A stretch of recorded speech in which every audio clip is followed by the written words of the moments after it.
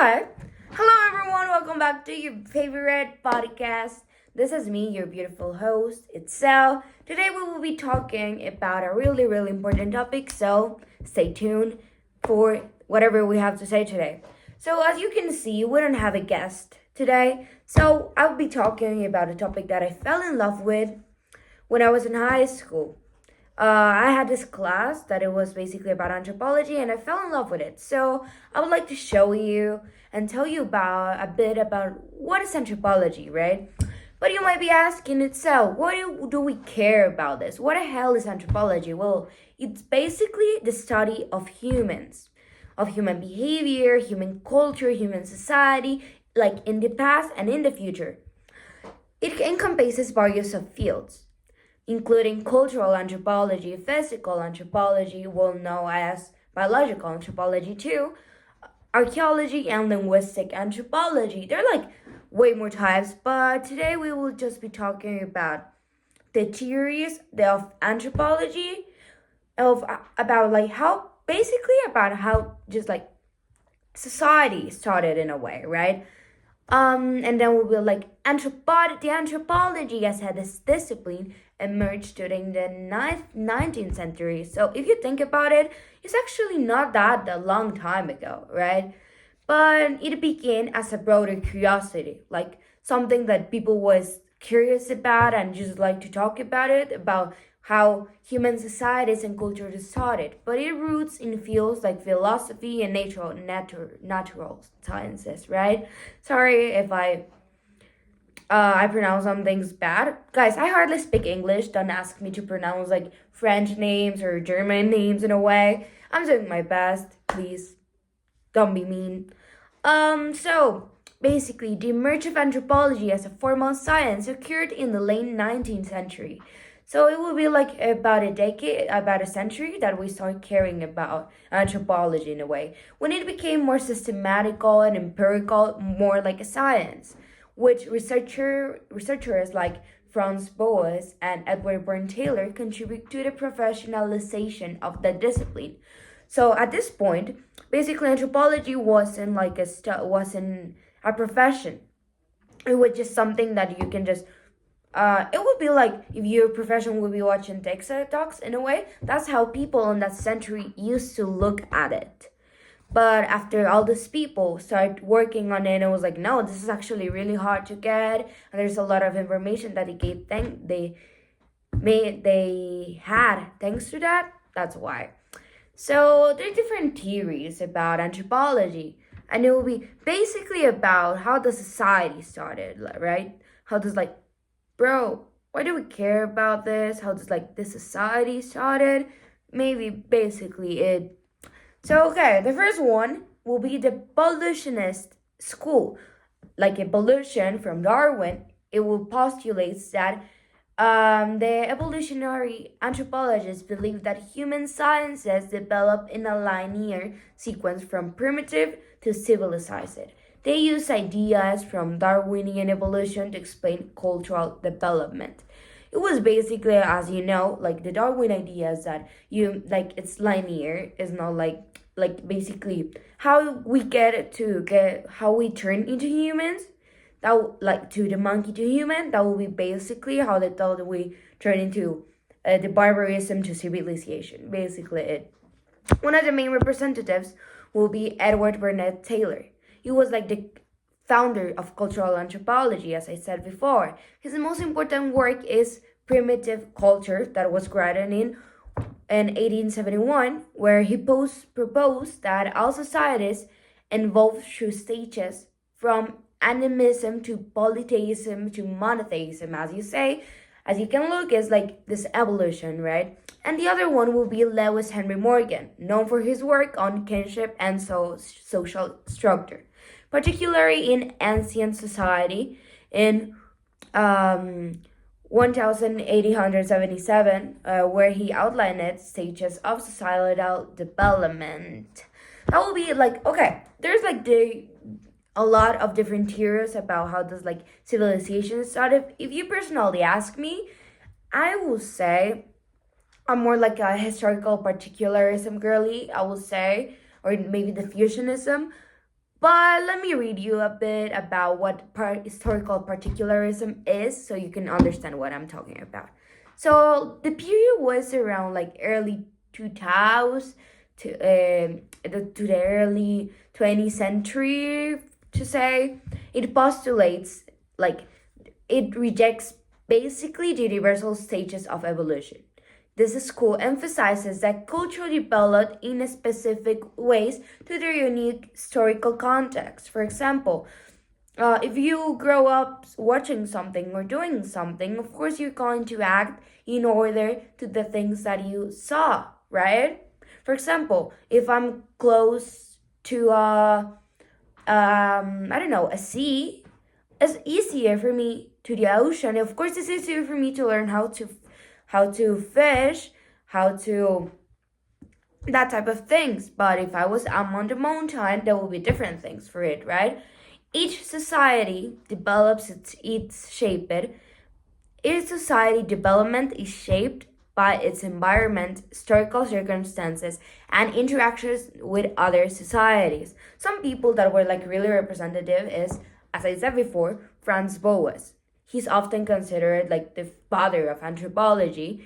His work, especially The Mind of Primitive Men, graded on 1911, stressed the importance of fieldwork and the idea that cultural differences are the result of historical process, not racial or evolutionary factors. It's just like the things that we are right now, it's just thanks to the things that we lived. That's why I'm like kind of a more like historical particularism girly. But let's listen to the next one. The next one will be acculturation. It's also based on the 20th century. It postulates that acculturation refers to the process by which one culture adopts elements from another, often to contact and exchange. This theory emphasizes the role of cultural interaction and adaptation rather than linear evolution.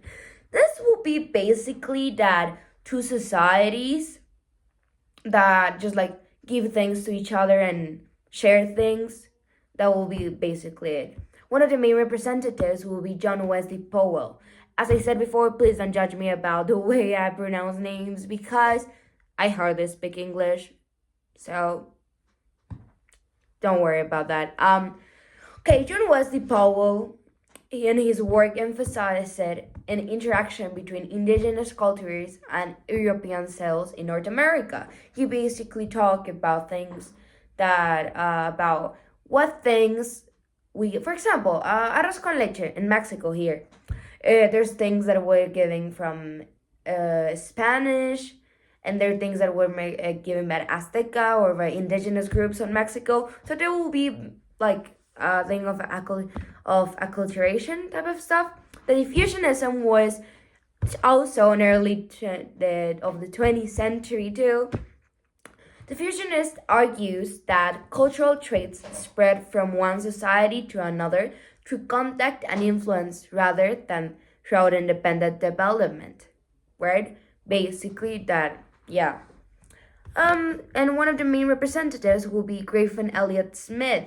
He proposed that the theory of cultural diffusionism in his book Diffusion of Culture it was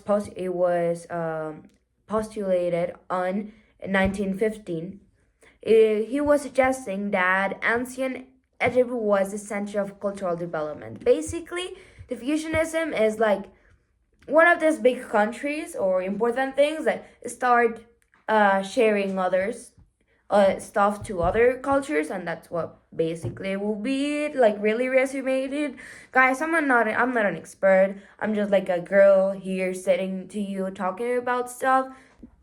The next thing we will be talking about is something called functionalism. It was, as many of these theories, it was during the 20th century to the early to the 20th century. It postulates basically that every part of society serves a purpose to maintain stability and a social order. Social institutions are seen as interconnected and fulfilling specific functions for the society as a whole. For example, it basically talks about For example, everything that is in society needs to be there for a reason. There's a reason that everything exists. Like a body, like your hands has a purpose, your brain has a purpose, and all of this stuff.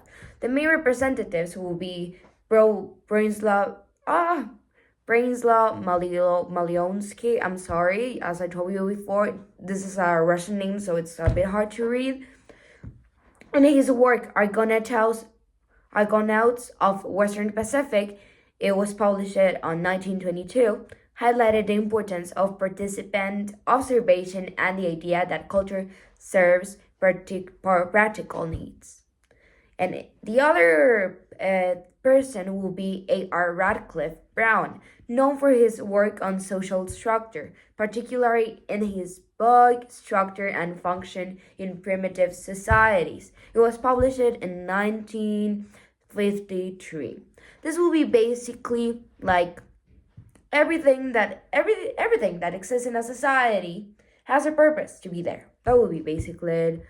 The neo-abolitionism is basically the same thing that abolitionist school, but just like with some changes. For example, it was during the middle of 20th century.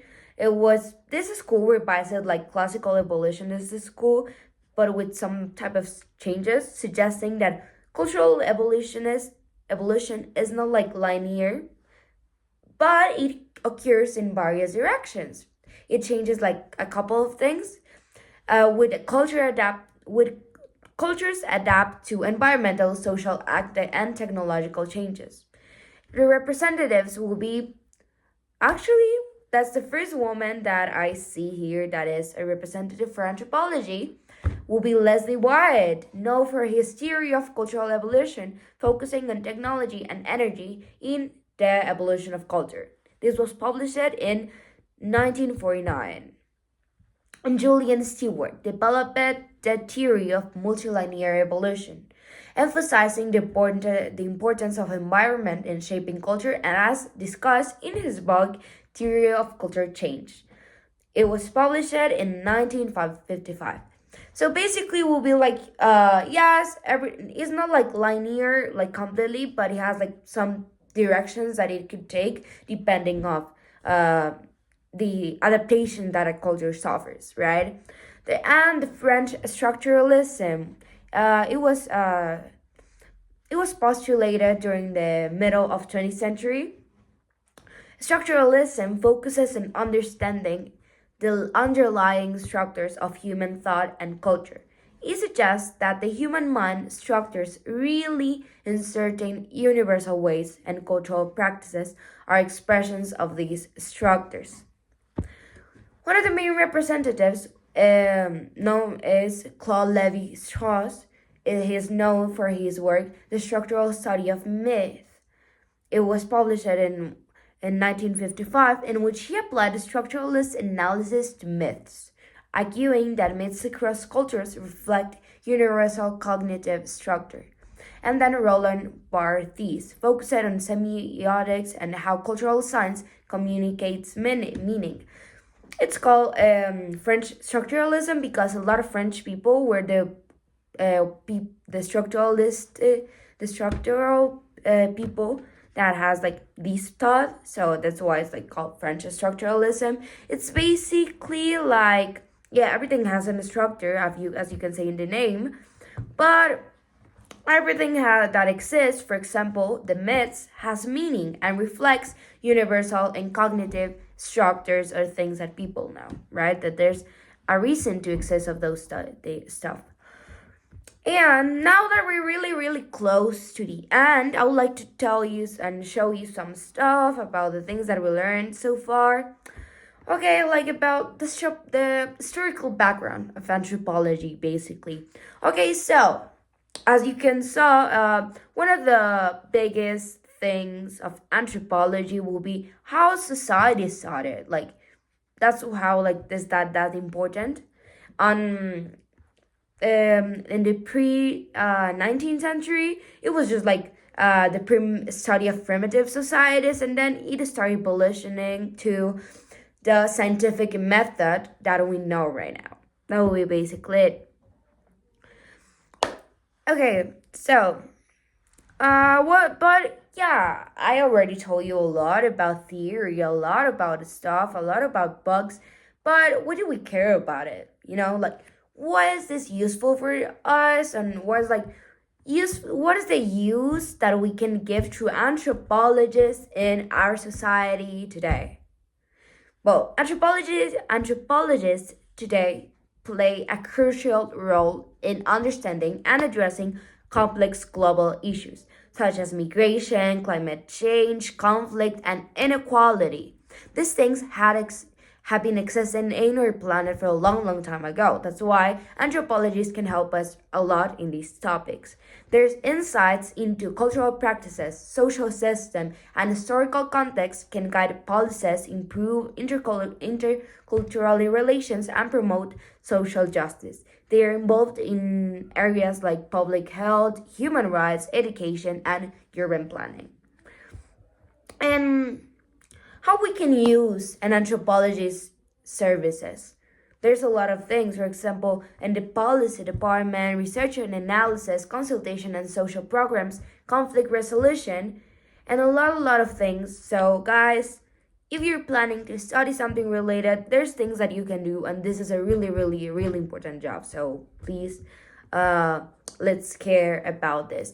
So as a reflection, what I would say about this, like on myself, on my reflection, well, anthropology is an essential tool for navigating the complexities of the modern world. By studying human cultures and behaviors, anthropologists offer valuable perspectives that can help build a more inclusive and empathic society.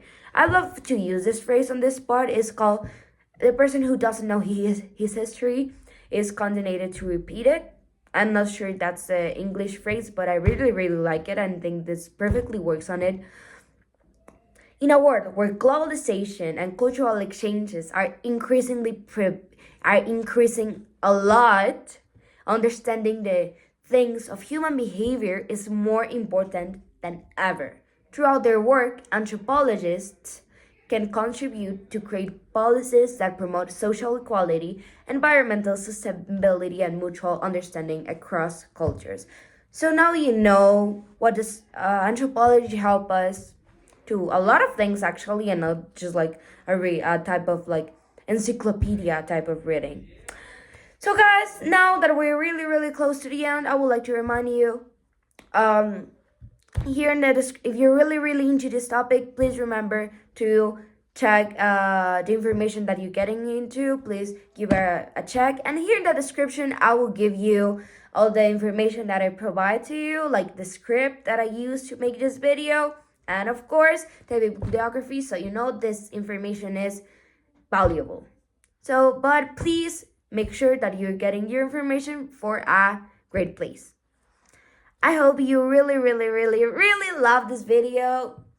So I hope you like it. If you like it, please like this video, subscribe, and leave a beautiful comment about the things that you would like me to talk about in the next videos. That will be it. It's me. Bye.